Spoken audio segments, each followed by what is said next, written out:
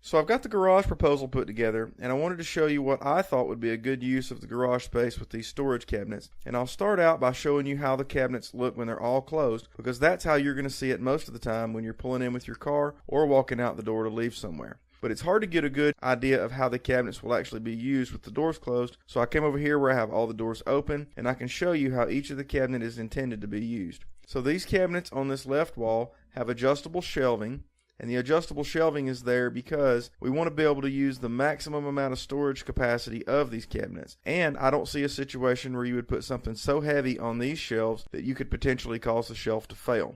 Now on this side over here on the right, I've left this without any shelving, and I've done that because I'm going to include a step ladder in order to reach these upper shelves in the event you go with the entire project as I've proposed. So moving on to this right hand wall, I wanted to show that I have offset this cabinet a little bit so that the faces will all line up when the cabinets are mounted to the wall. And I also want to point out that the shelves on this side are not adjustable. They are fixed shelves and they can't be moved, and the reason I've done that is because you may be able to put something up here that is so heavy that you could cause an adjustable shelf to fail. Certainly these shelves are a lot bigger and they'll hold a lot more room, and you may not intentionally add as much weight as you're thinking you're adding, but it's very easy to get 100 or 150 pounds on a shelf like this without even realizing it. A toolbox like this, for example, can easily weigh 75 pounds by itself. So these shelves are not adjustable just for safety's sake.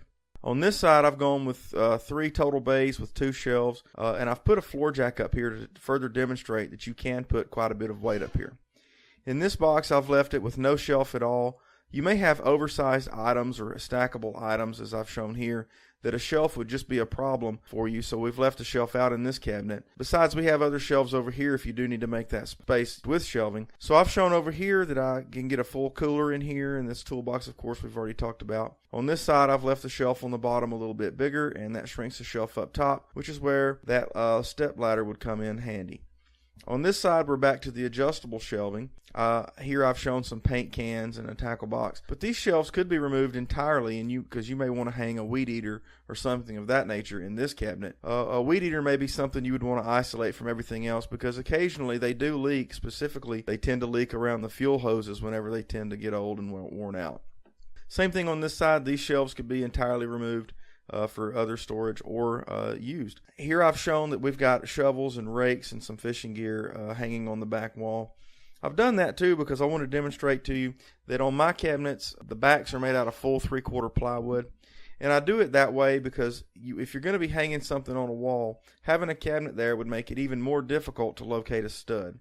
So by having a full 3/4 inch back on these cabinets, locating a stud is not necessary. You can simply screw whatever you're trying to mount into the wall directly, whether it be a hook or just using the screws as pegs.